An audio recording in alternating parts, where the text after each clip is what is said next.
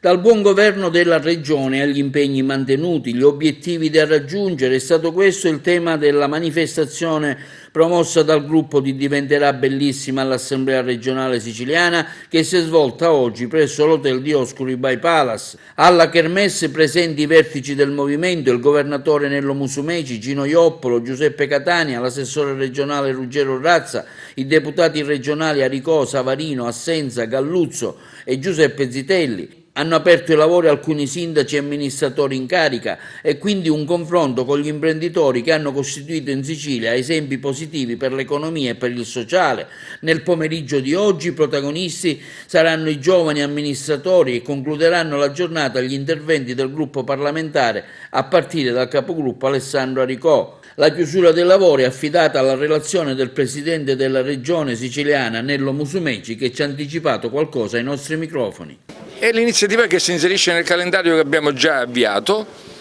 siamo stati a Cefalù 2 mesi fa, come vedete c'è tanto entusiasmo, c'è tanta voglia di buona politica,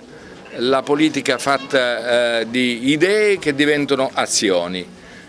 la politica fatta di etica della responsabilità, la politica che non cerca il per mia chi c'è, ma cerca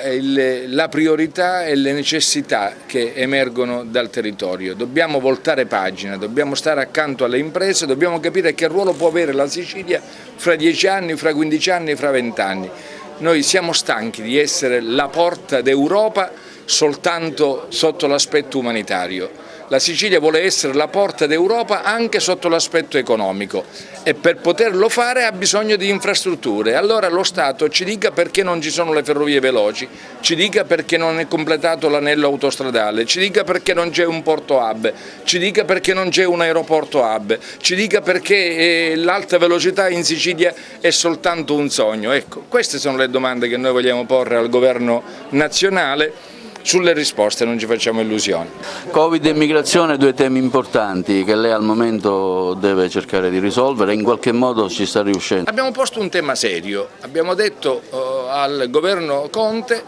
tu hai in Sicilia 42 centri cosiddetti di accoglienza, nessuno dei 42 centri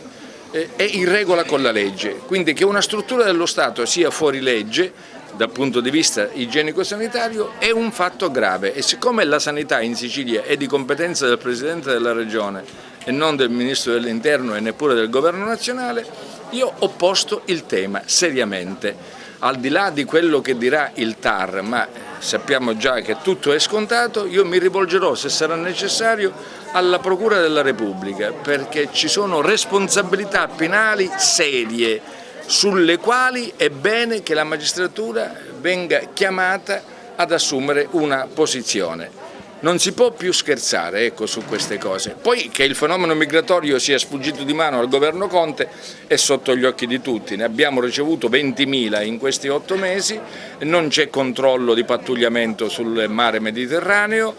non c'è una politica estera che consenta ai paesi del Nord Africa di poter bloccare la partenza dei carnefici, dei mercanti della carne umana, gli altri paesi europei fanno finta di essere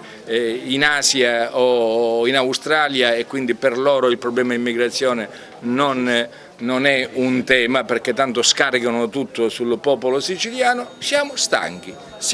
non siamo razzisti, vogliamo essere e continuare a essere umanitari, ma l'immigrazione per noi non deve essere più un problema, deve essere una risorsa. Per essere una risorsa servono regole chiare, precise e rigorose per tutti gli Stati europei.